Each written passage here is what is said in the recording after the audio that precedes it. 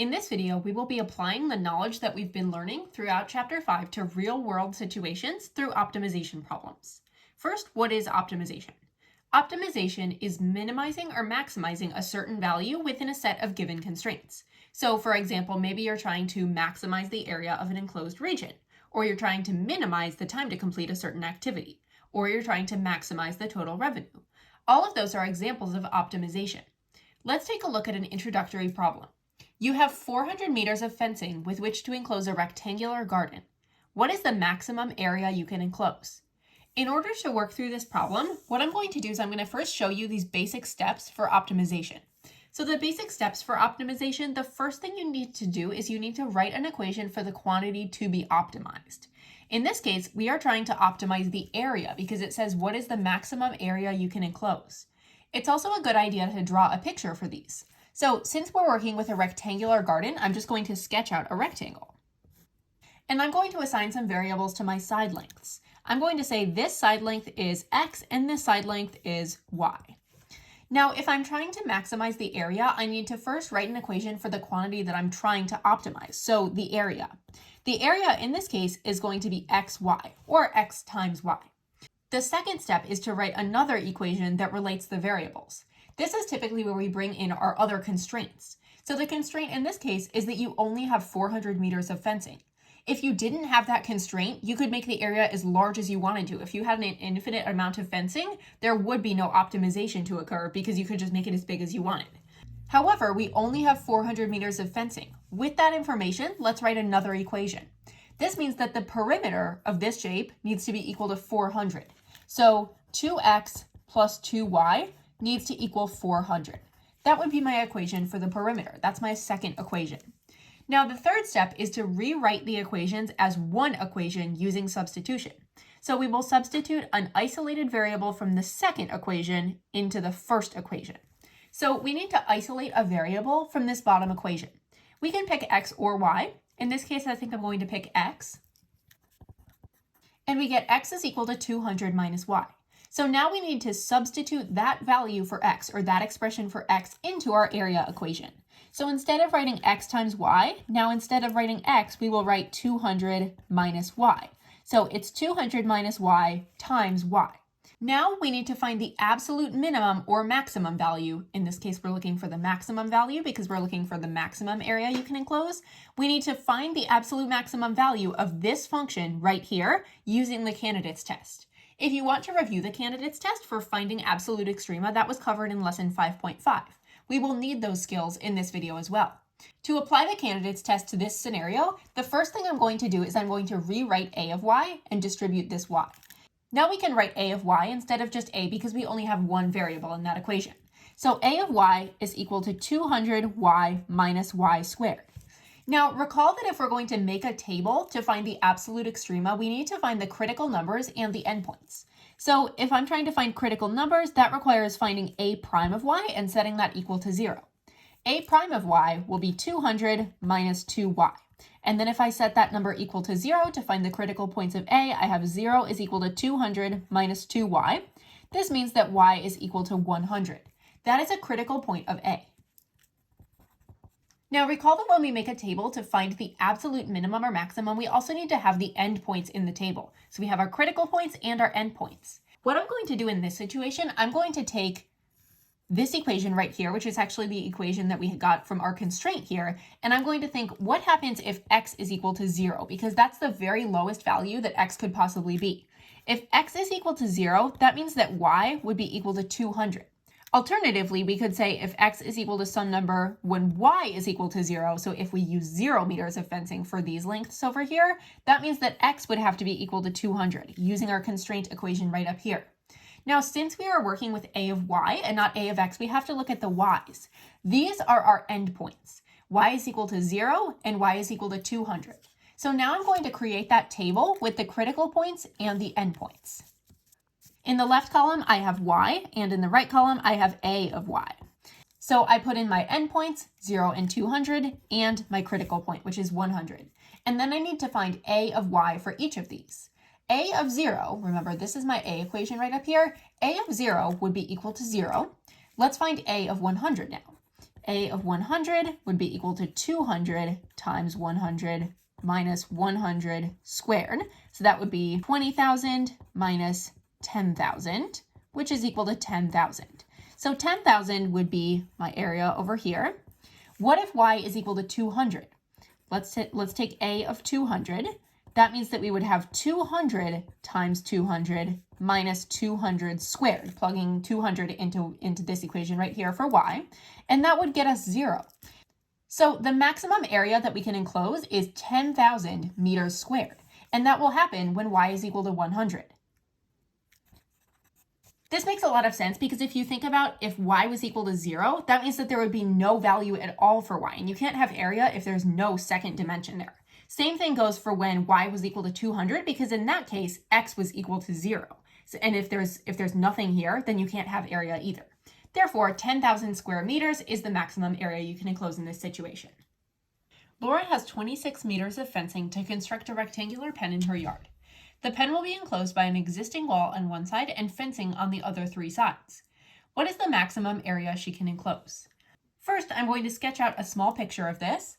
So there's an existing wall over here, and then she needs to make the 3 sides of the pen, which are going to be this side, and this side. And I'm going to call this length x, and this length over here y. Now I need to write an equation for what I'm trying to maximize, which in this case is the area. The area is going to be equal to x times y. Then I need to come up with my other equation that involves my constraint or constraints. In this case, the constraint is that she only has 26 meters of fencing. So x plus y plus x should be equal to 26. Now I need to take this equation, isolate a variable, and plug it back into the area equation. I'm going to isolate y here. I think that will be the easiest. So I can say y is equal to 26 minus 2x, and then I can rewrite the area equation, but instead of writing y, I'm going to write 26 minus 2x. So area is equal to x times 26 minus 2x. Then I'm going to FOIL this out, or not FOIL it, but just distribute the x here so that I can take a prime. That's going to be 26x minus 2x squared. Now I need to find the critical numbers of a. Now you should rewrite this as a of x, not just a, because at this point we only have the variable x as our independent variable right here. It's not x and y. So now we can rewrite it as a of x. Now I need to find what is the absolute maximum value of a of x. So to do that, I will find a prime of x to identify some potential critical numbers. A prime of x will be 26 minus 4x, and then set that equal to 0 to find critical numbers of a. So we have 26 minus 4x, and you get that x would be equal to 6.5. Now, at this point, I would normally like to make a table with all of my critical numbers and my endpoints. However, because this is a multiple choice question, and I know that both of my endpoints are going to involve either x or y being equal to 0, which would just make the area 0, I know that this is going to be the x value at which I have the maximum area, because this is the only place where a of x has a critical number. And I am also just going to quickly verify that a prime of x changes from positive to negative at this critical point. So a of x must have a relative maximum there. So when I make a sign chart for a prime of x, that's going to look something like this. I'll label a prime of x off to the side. My critical number of a is over here at 6.5. Let's start with a prime of 1 to test the sign on this side. A prime of 1 would be equal to 26 minus 4 times 1. That would definitely be a positive number, so a prime would be positive right over here. And then let's test a prime of 7. A prime of 7 will be 26 minus 4 times 7, which is 26 minus 28, which is negative 2. So a prime changes from positive to negative at 6.5. And since this is a parabola, since 26x minus 2x squared is a parabola, this is going to be the only relative maximum. So the maximum area that she can enclose is going to occur when x is equal to 6.5. Hopefully you're seeing at this point that there are several methods that you can use for optimization, and it just has to be the one that fits the context of the problem.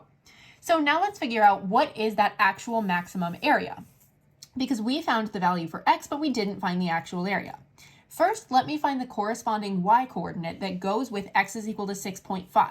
So I'll take this equation right here, and instead of plugging in x, I will plug in 6.5. So 2 times 6.5 plus y is equal to 26.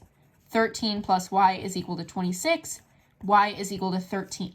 So if I take x is equal to 6.5 and y is equal to 13, area would be 6.5 times 13.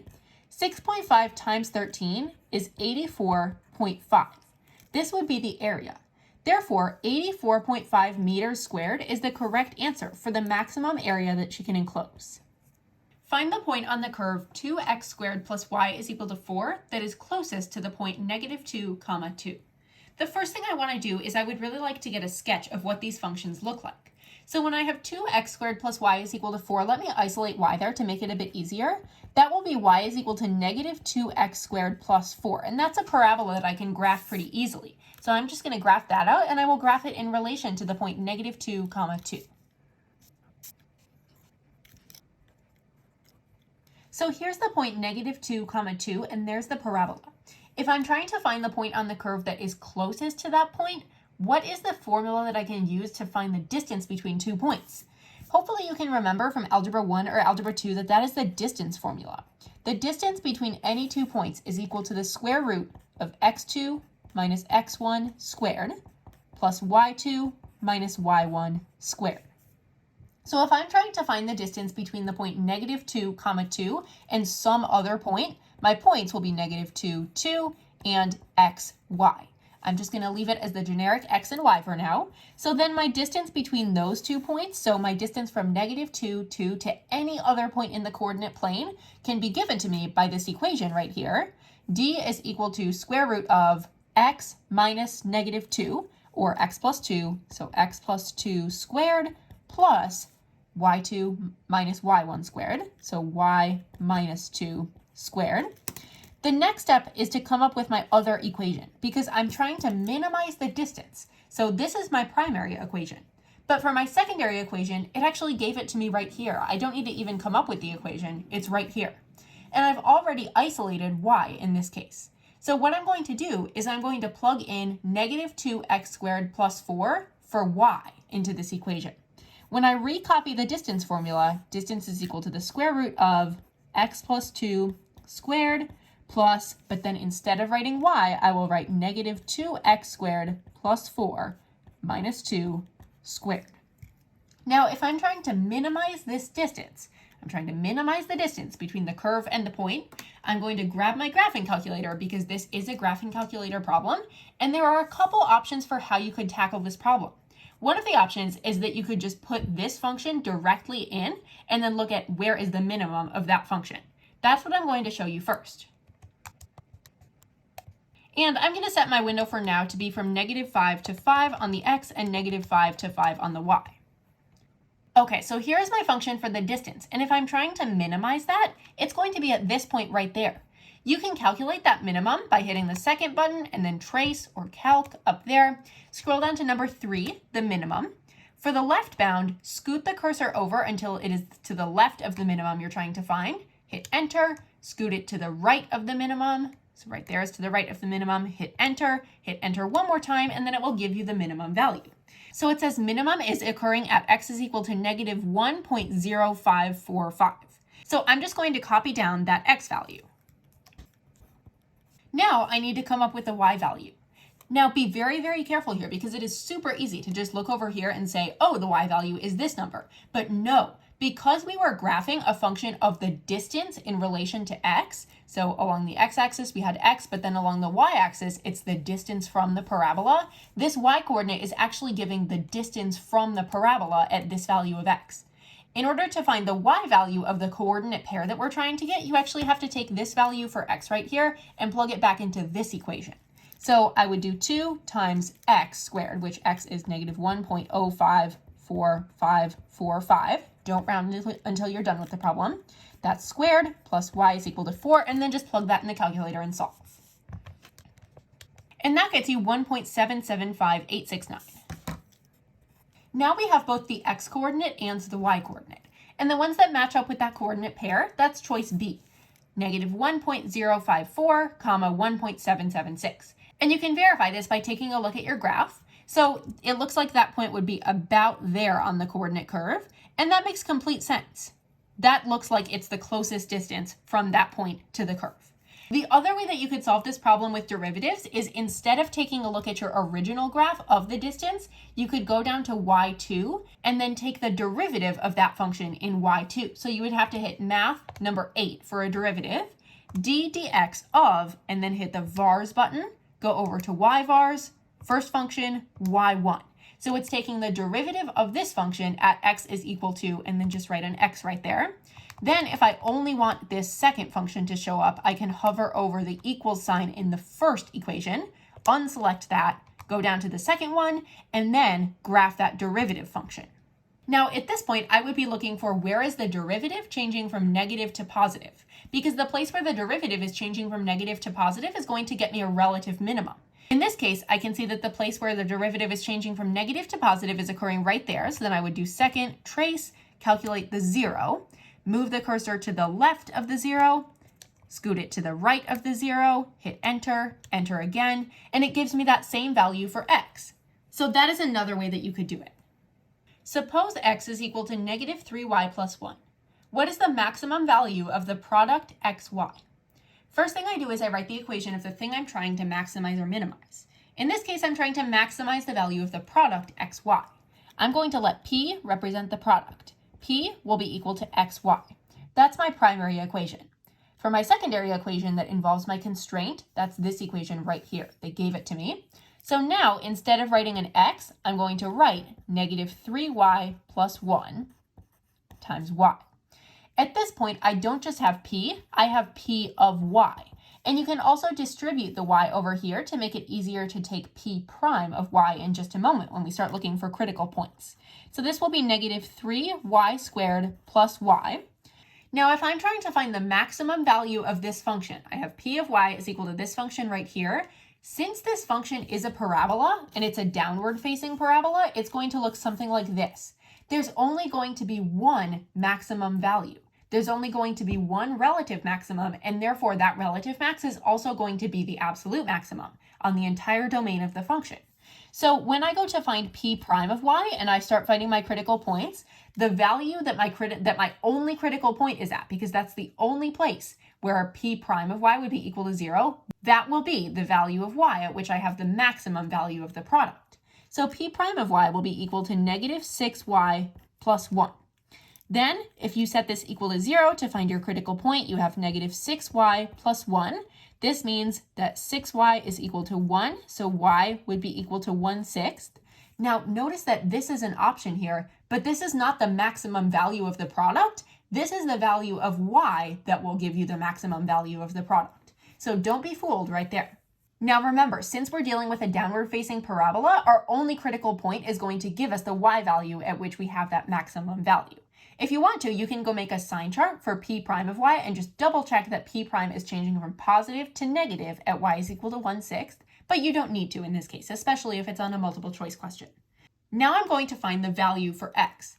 So x is equal to negative 3 times y, which is 1/6 plus 1, taking that equation up there.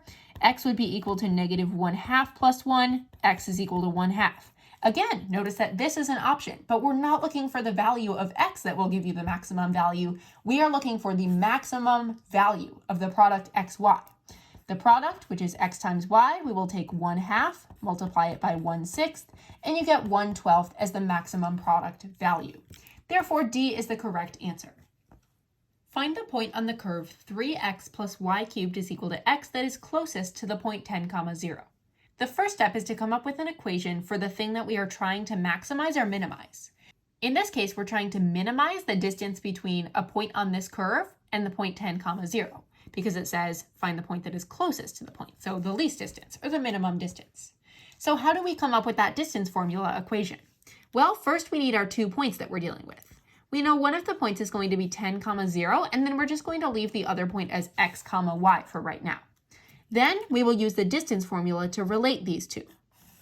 The distance between the two is equal to x2 minus x1 squared, so x minus 10 squared, plus y2 minus y1 squared, or y minus 0 squared. Now we need to consider our other equation, which is 3x plus y cubed is equal to x. And we're going to have to plug something from this equation into our equation that gives us the thing that we're trying to maximize or minimize. Before we deal with this equation, we have a slight problem, and that's that we have x's on both sides here. We need to isolate one variable completely. So if I recopy it down here, I have 3x plus y cubed is equal to x. I can subtract 3x from both sides, and you get y cubed is equal to negative 2x. Then take the cube root of both sides, and you get y is equal to the cube root of negative 2x. So now I have something that I can plug in for y into this equation. When I recopy this, I will have d is equal to the square root of x minus 10 squared plus, but then instead of y, I write the cube root of negative 2x squared. Now at this point, this is no longer just d.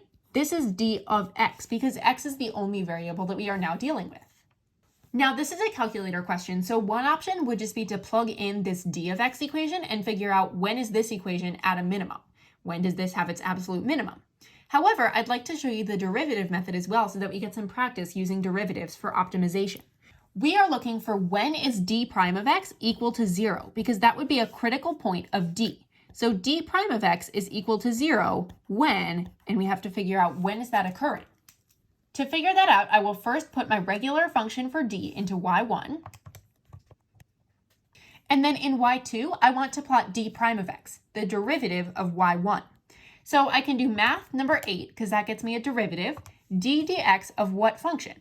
Well, of this y1 function up here. So hit vars and then go over to y vars, hit number 1, hit number 1 again, and now it's taking the derivative of that function y1 at x is equal to any value of x. So just write another x right there.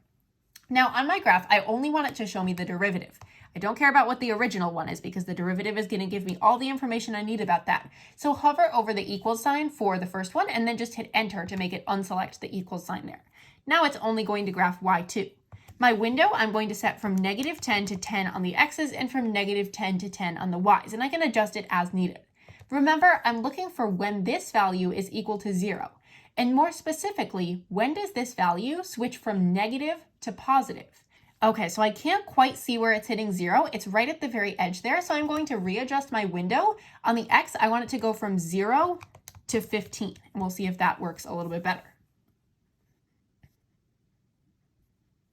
Okay, great. Now I can calculate that point of intersection. So do second calculate, and I'm trying to calculate the 0. So hit number 2. Scoot the left bound to the left of the 0 and then move the right bound all the way to the right of the 0 that you're looking for. Hit enter again, and it will give you the x value. X is equal to 9.752. So I'm going to copy that down as my x value. So d prime of x is equal to 0 when x is equal to 9.7523362. Then I need to figure out the y coordinate. However, once you have this x coordinate, you could theoretically just pick your answer d, but I just want to make sure that this coordinate point also lies on, that the y coordinate is also good.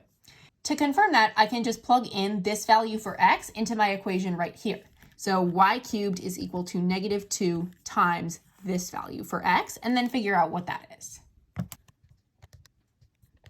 And you get y is equal to negative 2.691821.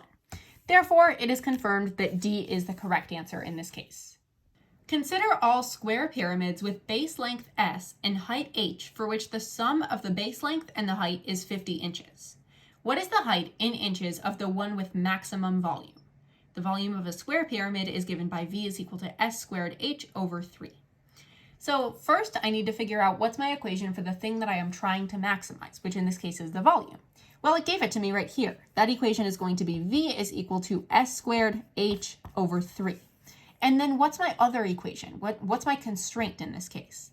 Well, it says the square pyramid must have a base length S and a height H for which the sum of the base length and the height is 50 inches. So S plus H needs to be equal to 50.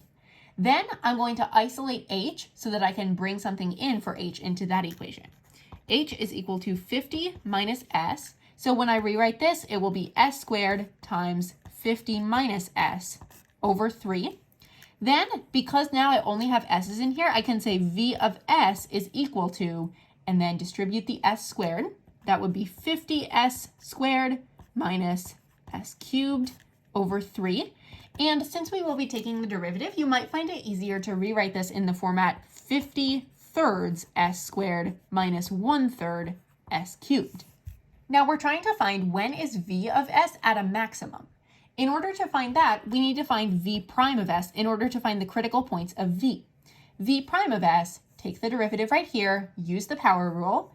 That would be 100 thirds s minus s squared. Then set this equal to 0. 0 is equal to 100 thirds s minus s squared. Then you'll be able to factor out 1s, and you'll have 100 thirds minus s left. So we have s is equal to 0 as a potential critical point, and we also have s is equal to 100 thirds as a potential critical point. Now, s is equal to 0 doesn't make sense in the context of the problem because that would mean that the base length was 0. If the base length is 0, you can't even have any volume, so volume would automatically be 0.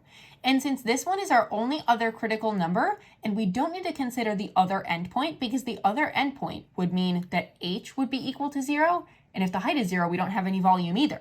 So because this is a multiple choice and you don't need to go make that entire table with the endpoints showing that the volume is 0, but what you do need to do is you need to figure out what is the height that matches with this side length, because it's saying what is the height of the one with the maximum volume. We have the side length of the one with the maximum volume. It's this value right here. And notice that they gave us that as an option for the answer, but that's not the answer. We need to find what is h. So h is equal to 50 minus 100 thirds. That could be rewritten as 150 thirds minus 100 thirds, or 50 thirds. So in this case, 50 thirds would be the correct answer. One other thing that you should probably do to verify, just to make sure that this critical point is correct, make sure that this critical point is a maximum or a relative maximum of v. So if I were to make a sign chart for v prime, because v prime tells me where v is going to be increasing, decreasing, or vice versa. So I have 100 thirds as a critical number of v on there. And then let's see, if I take v prime of 1 would be 100 thirds minus 1. That is definitely a positive number. Then if I try to find v prime of, and what's a value that's going to be greater than that? What about v prime of 50? If I take v prime of 50, I have 100 thirds times 50 minus 50 squared, or 2,500, and that's going to be a negative number. So in this case, I have verified that v prime of t was changing from positive to negative at 100 thirds. So the volume was at a maximum. Therefore, it makes sense that 50 thirds is my correct answer because that is the value of h when s is equal to 100 thirds. A canned vegetable company is designing new aluminum cans. Each can must hold exactly 144 cubic centimeters. To minimize the price, the company wants to use the least amount of aluminum possible for each can. What should be the height in centimeters of the can? In this case, it's a little bit weird because it says they're wanting to minimize price, but price is directly dependent on the amount of aluminum that's used in each can. So if we think about the amount of aluminum that's used, if we have the can and it looks like this, presumably it's a cylinder there, if we have the cylindrical can, the amount of aluminum is actually going to be dependent on the surface area of this cylinder. So we're trying to minimize the price, but we're also trying to minimize the surface area. I'm going to use S for the surface area, and that's the thing we're trying to minimize here. The surface area, well, let's do this in terms of the radius and the height. So we have height right here, radius along here. The surface area, first we need to add up these two bases because the can needs both a lower base and an upper base. So both of those bases are going to be pi r squared in area. So our surface area will be 2 pi r squared. But then we need to add on this component. So the component that goes around here, kind of the wall of the can. The two-dimensional area of the wall of the can is going to be 2 pi r times the height. At this point, we have our surface area equation, so this is what we are trying to minimize. However, we also need to come up with an equation for the volume to consider our other constraint, because our other constraint is that each can must hold exactly 144 cubic centimeters. This means that the volume must be equal to 144 pi. But what is the volume? Well, the volume is going to be pi r squared times h. Now, if 144 pi is equal to pi r squared h, we can cancel a pi from both of those, and then you get 144 is equal to r squared h. Now, because we're trying to minimize surface area, we have to plug something into the surface area equation. I'm going to try to plug something in for h, so I need to isolate h over here. H is equal to 144 over r squared. Then when I go to plug this in, I get that s is equal to 2 pi r squared plus 2 pi r times, instead of the height, I have 144 over r squared. Then I can go through and clean this up just a little bit, and now instead of just being s, it's now s of r, because everything is in terms of r. That would be equal to 2 pi r squared plus, and then since we have r squared on the bottom and r on the top, that will be, let's see, 2 times 144 is 288 pi over r. That is s of r. Now 288 pi over r, since I'm going to be finding the derivative, I'm actually going to rewrite this one as 288 pi r to the power of negative 1. Because if I'm trying to minimize this value, I need to first find the critical points of this function. So s prime of r would be, and then we take the derivative here, that would be 4 pi r plus, and then this becomes the negative here. So this is actually going to be minus 288 pi r to the power of negative 2. Now rewrite this and you get s prime of r is equal to 4 pi r minus 288 pi over r squared. Now s prime of r needs to be equal to 0 in order for us to have a critical number. So we can say 0 is equal to 4 pi r minus 288 pi over r squared. This means that 288 pi over r squared needs to be equal to 4 pi r.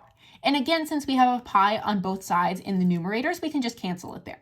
If I multiply both sides by r squared, then I get 288 is equal to 4r cubed. Divide both sides by 4 and you get 72 is equal to r cubed. So r is equal to the cube root of 72. Now I need to make sure that s actually has a relative maximum at r is equal to the cube root of 72. So if I go along this sign chart here, and this is going to be a sign chart for s prime of r, cube root of 72 is right here. Now for a value that is less than the cube root of 72, I will use 1. So if I'm trying to test for s prime of 1, that will be, and then I will take my equation for s prime right here, which is 4 pi r minus 288 pi over r squared. That is 4 pi times 1, or just 4 pi, minus 288 pi over 1 squared, or just over 1. That's definitely going to be a negative number. So we have a negative over on that side. And then I want to test s prime of 10 to get over here. So that would be 40 pi minus 288 pi over 100. So that's really 40 pi minus 2.88 pi, which is a positive number.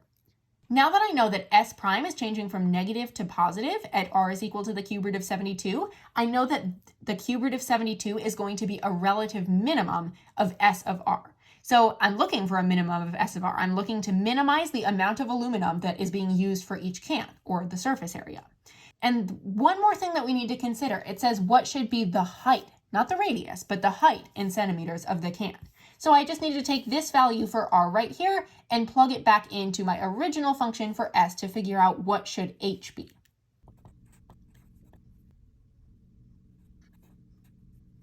Once you do that, you get that h is equal to the cube root of 24 squared. Therefore, D is the correct answer. Find the maximum vertical distance between the graphs of y is equal to x over 4 and y is equal to the square root of 2x on the closed interval from 0 to 36. First thing I'm going to do is I'm going to make a very rough sketch of these graphs, and because I'm working on the closed interval from 0 to 36, I'm only going to be working in the first quadrant. The graph of y is equal to the square root of 2x is going to look something like this, and the graph of y is equal to x over 4 will look something like that. Now, obviously this is not a perfect sketch, but it doesn't need to be perfect. All that I'm trying to do is come up with an equation for the maximum vertical distance between the graphs. Now, the vertical distance between the graphs is always going to be determined by the absolute value of one curve minus the other curve. So I could say it's the absolute value of x over 4 minus rad 2x. That is always going to give me the vertical distance between these two curves. It needs to have absolute value bars around it because the distance between the curves cannot be negative. Now, the absolute value bars are going to come into play a little bit later. For now, I'm going to remove the equation for D from the absolute value bars so that I can take the derivative properly. So D, or we could say D of x, because x is now the only variable in here, D of x is equal to x over 4 minus 2x to the power of 1/2.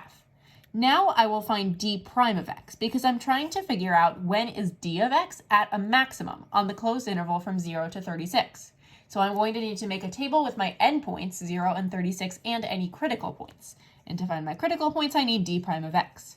D prime of x will be equal to 1/4 minus 1/2 times 2x to the power of negative 1/2. And then using the chain rule here, because we have the function 2x stuck inside this function, we have to multiply by the derivative of 2x, which is 2. So when I go and clean that up, I have d prime of x is equal to 1/4 minus, and then the 2 and the 1/2 here can cancel. So this really just turns into 1 over the square root of 2x. Now, if I'm trying to make d prime of x be equal to 0, I can say 0 is equal to 1/4 minus 1 over rad 2x. This means that 1/4 needs to be equal to 1 over rad 2x. And then I can just set the denominators equal to one another. 4 is equal to the square root of 2x. Square both sides and you get 16 is equal to 2x, so x is equal to 8. This is my interior critical point of d of x. Now I'm going to create my table with my endpoints and critical points in order to find the absolute maximum of d of x on this closed interval. So when I make the table, I will have values for x, and then I will have values for d of x, the distance between the curves at that location. So my values that need to go in here, I have 0 and 36 as my endpoints, and then I have 8 as a critical number of d of x. Now, when I'm trying to find d of 0, I can just take this equation right here, and this is where the absolute value bars come back into play. I don't take this equation, I take the equation with the absolute value bars, because the distance between those two curves is never going to be negative. So if I plug in 0 into this equation, that's just going to be 0. If I plug in 8 into this equation, let me work that out down here. That would be the absolute value of negative 2, which is positive 2. So 2 would be right there. And then if I'm trying to find d of 36, this was really d of 8, then I need to find d of 36. So I will take that same equation and plug in 36. And when I do that, I get that d of 36 is equal to the absolute value of 9 minus 6 rad 2. So absolute value, 9 minus 6 rad 2. It's okay to leave it unsimplified here because this is just a multiple choice, so we just have to pick out the correct answer. Now, if we're looking for the maximum vertical distance between those graphs, that's going to be 2 because 2 is the greatest value for d of x that we have among these three. Therefore, D is the correct answer.